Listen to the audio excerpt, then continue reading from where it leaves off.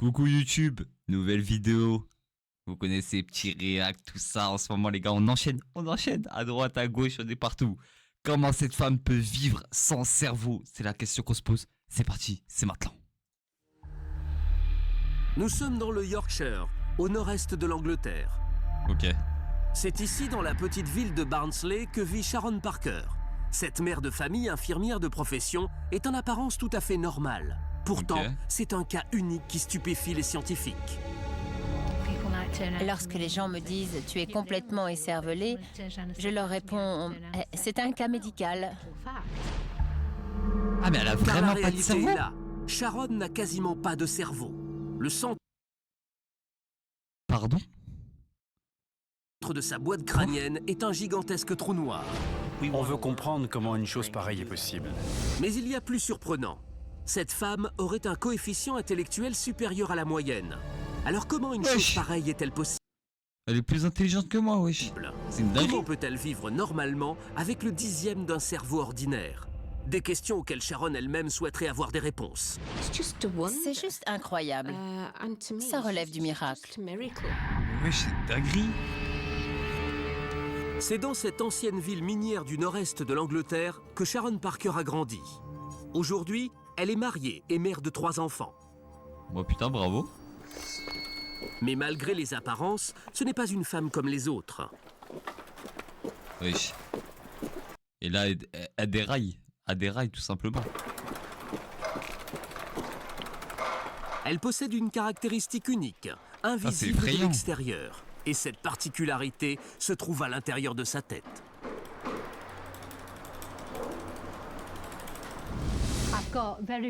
J'ai un énorme espace au centre de mon cerveau, dont la forme ressemble un peu à celle d'un papillon. Putain. Voilà le cerveau de Monsieur Tout-le-Monde. Ok.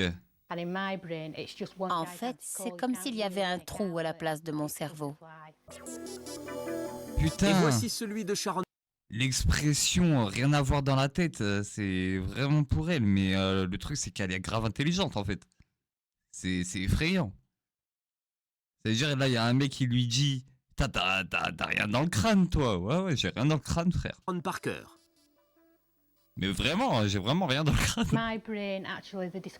Les médecins disent que c'est comme du beurre qui aurait fondu sur une tartine et dont il ne resterait que les contours. Donc votre cerveau est sur les côtés. Oui. Mais c'est une dinguerie. Et au milieu, c'est juste du liquide. Mais c'est ouf, les gars. Comment c'est possible, ça?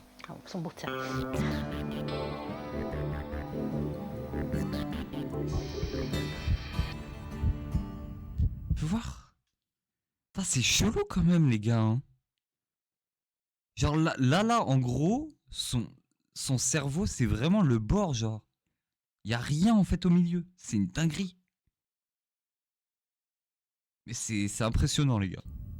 Mais comment a-t-on découvert cette anomalie exceptionnelle? Sharon n'a que 8 mois quand ses parents, préoccupés par la taille anormalement développée de sa tête, décident de consulter un spécialiste.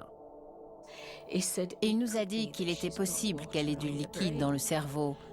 Et tout est parti de là. Elle avait déjà 9 mois quand on a appris qu'elle était hydrocéphale et qu'il fallait l'opérer d'urgence. C'est quoi hydrocéphale?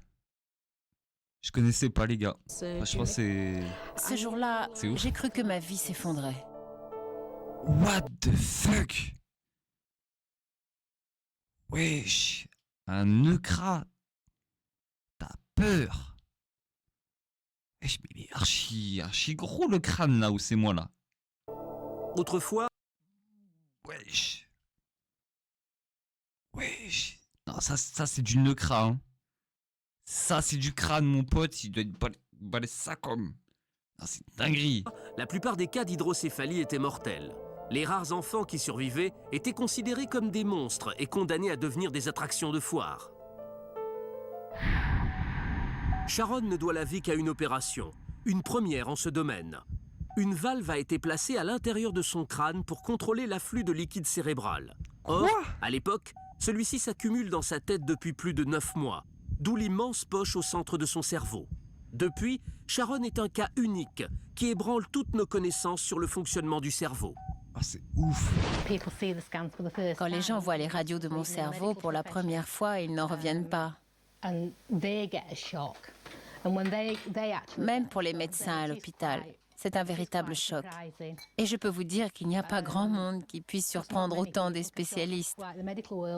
Mais moi, ça marche à tous les coups. Putain, c'est ouf, Puis, les il y gars. a cette question que tout le monde se pose. Les gens pensent que quelqu'un qui a un cerveau comme le mien est incapable de fonctionner normalement, qu'il lui est impossible d'accomplir des tâches quotidiennes. Pourtant, moi, j'arrive à peu près à tout faire normalement. Et si moi j'y arrive, c'est sans doute parce que les gens n'utilisent pas toutes les capacités de leur cerveau. C'est sûr qu'une grande partie de notre cerveau reste inexploitée. La médecine nous a appris qu'on pouvait vivre avec une seule petite partie de rein, par exemple. Ouais, Et c'est on va vrai. sans doute découvrir qu'il en est de même avec le cerveau. Peut-être qu'on utilise seulement une toute petite partie de notre cerveau. Les gens pensent que je suis incapable d'avoir une vie normale. Même ma mère Franchement, pensait c'est que je ne ouf. pourrais pas avoir d'enfants. Mais j'ai eu 3 enfants et ils sont en parfaite santé. Ils n'ont aucune difficulté particulière. Incroyable. Lee va avoir 13 ans et il est au collège. Donc, c'est pas génétique. Bon point à souligner. Richard a 10 ans et il est en dernière année de primaire et Rachel a 7 ans. Et elle est à l'école primaire, elle prépare l'examen de fin de 2e année. Incroyable. Ok, maintenant sur ton derrière. On nous a tellement dit que Sharon ne vivrait pas jusqu'à l'âge adulte qu'on est toujours étonné de voir comment elle a évolué depuis toutes ces années. C'est presque incroyable de voir tout ce qu'elle a accompli. Pour moi, ça relève du miracle. Un miracle qu'on c'est a ouf. tendance à oublier au quotidien. Chacun vit sa vie et Sharon la sienne. Pour nous, elle est devenue normale en quelque sorte. Si le cerveau de Sharon est unique, son cœur lui fonctionne comme le nôtre. Lorsqu'elle rencontre Dave il y a 15 ans, le coup de foudre est immédiat. Depuis, leur complémentarité va bien au-delà du couple. Putain. Dave dirige une petite entreprise de bâtiment. Mais quand il s'agit d'établir les factures, il travaille encore à l'ancienne parce que l'informatique et lui, ça fait 2.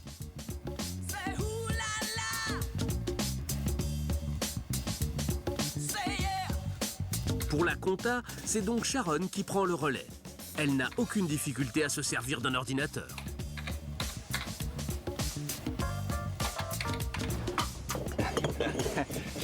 C'est ma secrétaire en quelque sorte. C'est elle qui fait toutes les saisies informatiques, les devis, les Ah, c'est factures. ouf. Je lui donne les éléments et elle rentre tout dans l'ordinateur. Ensuite, elle donne à tout ça un aspect plus soigné.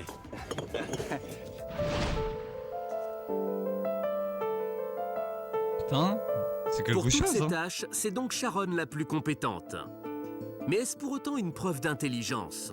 Pour le savoir, nous lui avons fait passer un test afin d'évaluer son coefficient intellectuel et savoir où elle se situe vraiment par rapport au reste de la population. Déjà là, je comprends rien, les gars. Ça, au moins, c'est fait. Elle est comme tout le monde. Elle pense comme tout le monde.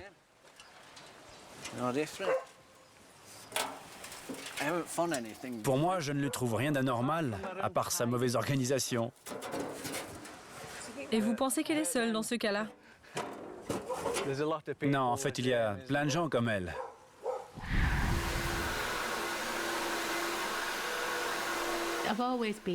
J'ai toujours été désordonnée et mal organisée. Quand je vois la maison en désordre, pour moi, il n'y a rien d'anormal.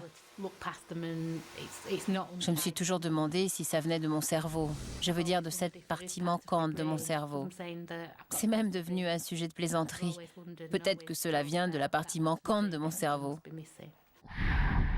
c'est ouf. Mais l'étrange cerveau de Sharon est-il vraiment à l'origine de ces lacunes finalement assez banales?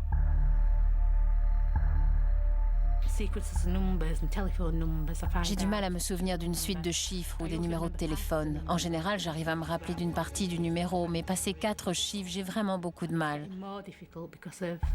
C'est même de pire en pire depuis l'arrivée des portables, dont les numéros sont à 10 chiffres. Ça, c'est vraiment l'horreur. Même quand je les note, je dois demander à la personne de répéter 2 ou 3 fois avant de parvenir à écrire le numéro en entier. Ok. Ouais, il y a quand même des difficultés sur quelques petits trucs.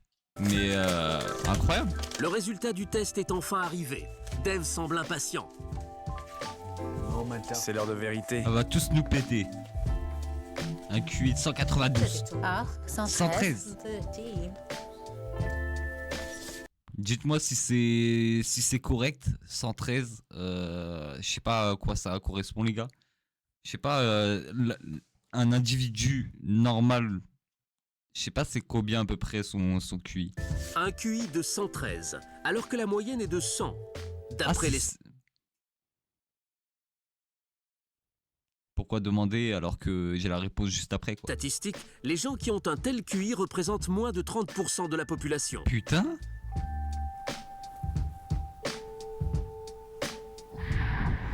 Bah gère.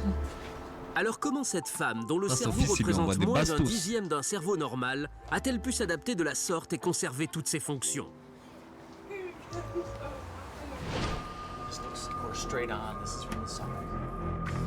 C'est la question que se posent aujourd'hui de nombreux spécialistes, comme le neurochirurgien américain Mark Luciano.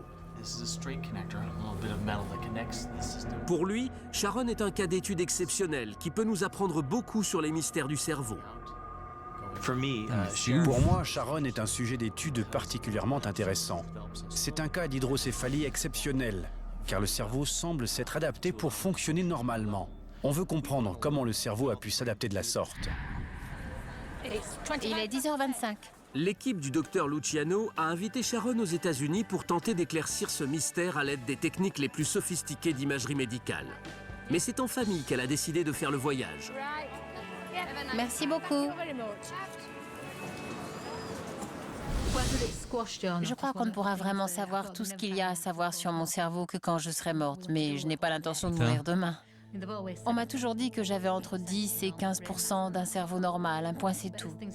Mais avec les nouvelles technologies en la matière, j'espère qu'ils pourront m'en dire un peu plus. Ce serait intéressant. Est-ce que mon cerveau est vraiment aussi réduit, ou bien y a-t-il autre chose?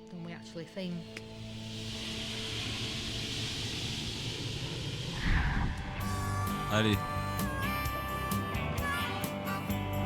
Dès son arrivée à Cleveland, dans l'Ohio, Sharon se rend au centre de neurochirurgie du docteur Luciano.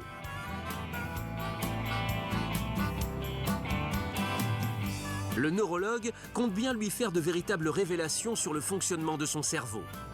Son équipe a mis au point une série de tests et d'examens sur mesure à l'occasion de sa visite. Le centre est équipé des dernières technologies de pointe en matière d'imagerie médicale. Bien, le premier examen que nous allons faire est ce qu'on appelle une électrophysiologie. On va vous placer des électrodes sur la tête et on va observer le temps que met chacune de vos impulsions pour arriver jusqu'à votre cortex. Ce qui est fascinant dans un cas comme le vôtre, c'est que votre cerveau semble fonctionner normalement malgré l'excès de liquide. On va donc essayer de comprendre comment il a pu s'adapter, malgré ces énormes... Question conne, hein. Est-ce que si elle se penche, genre il y a de l'air... Ah bref, je dis de la merde. ventricules. Cet appareil d'imagerie à résonance magnétique permettra d'avoir des images extrêmement précises du cerveau de Sharon, car ce scanner n'a rien d'un scanner ordinaire. Cet appareil possède le balayage le plus rapide du monde. Il enregistre simultanément un très grand nombre d'images. Ça permet d'obtenir une radio générale du cerveau, mais aussi d'obtenir une image très détaillée de tous les vaisseaux sanguins qui nourrissent le cerveau en oxygène. Dans un premier temps, je vais vous demander d'ouvrir et de fermer les yeux pour observer ce qui se passe dans la zone de votre cerveau qui contrôle la vue. Vous allez commencer par fermer les yeux et ensuite, je vous demanderai de les ouvrir et de les refermer à mon signal. Bon, c'est parti. Fermez les yeux.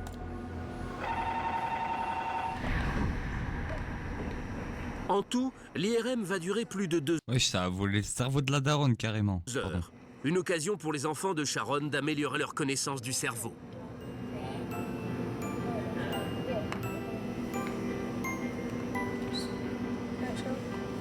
Mais pour l'équipe médicale, la tâche est plus complexe.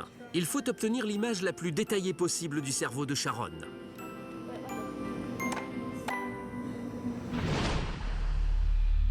À la vue des premières radios, les médecins n'en reviennent pas.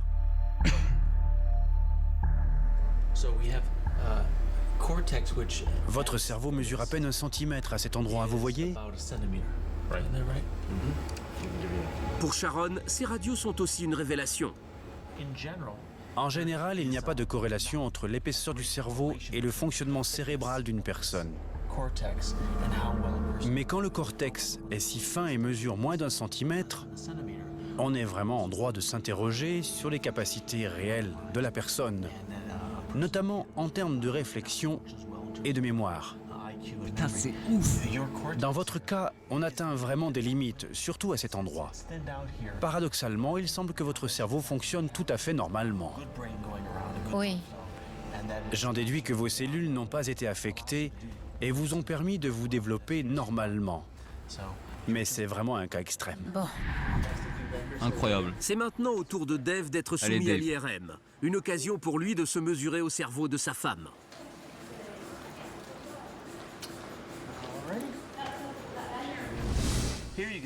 Vous pouvez voir ici le cerveau de David comme vous ne l'avez sans doute jamais vu. Ça, c'est l'image détaillée de son cerveau telle qu'elle ressort de l'IRM. Sur ces scanners, on peut même voir à l'intérieur. La surface d'un cerveau normal, comme celui de Dave, est constituée de circonvolutions, ces replis sinueux qui en augmentent le volume. Dans le cas de Sharon, la surface a été totalement aplatie par la compression avec la boîte crânienne. Et ce, particulièrement au niveau du lobe frontal, l'endroit auquel on attribue des fonctions vitales telles que la motricité, la mémoire, la parole et même le raisonnement. Quelle est la zone du cerveau qui concerne l'organisation? Vous savez, ce dont on se sert pour planifier les choses et pour s'y tenir. Vous voulez dire la faculté d'organisation? Oui, parce que je suis très mal organisée. Ce sont donc les fonctions cognitives supérieures qui se trouvent dans la région frontale. C'est cette partie très aplatie où votre cortex est le plus fin. Ce serait donc dans cette zone-là. Ok. On en apprend tous les jours, les gars. La mauvaise organisation est une chose. Mais Wesh, qu'en est-il ça va lui faire un truc de football américain ou quoi là? des fonctions essentielles comme l'équilibre ou la coordination Ah, motrice? ok.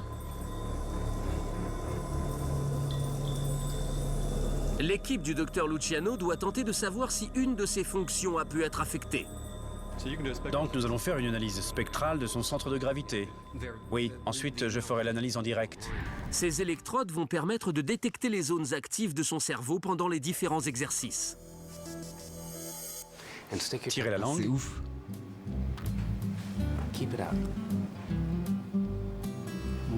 Maintenant bougez-la aussi vite que possible de gauche à droite. Plus vite encore.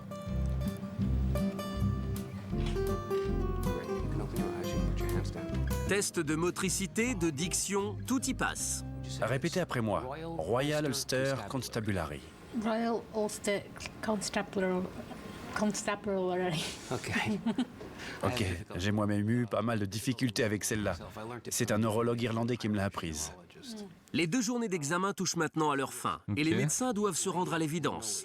Le cas de Sharon est vraiment exceptionnel. Rien, d'après les tests, ne la distingue d'un individu normal. Vous m'avez dit que parfois des gens essayent de vous rappeler quelque chose et que la mémoire vous revient d'un seul coup. Ouais, c'est ça. C'est ce qu'on retrouve dans les résultats. Il faut un certain temps pour que votre mémoire se mette en marche. Mais quand elle se déclenche, elle va bien au-delà de la moyenne.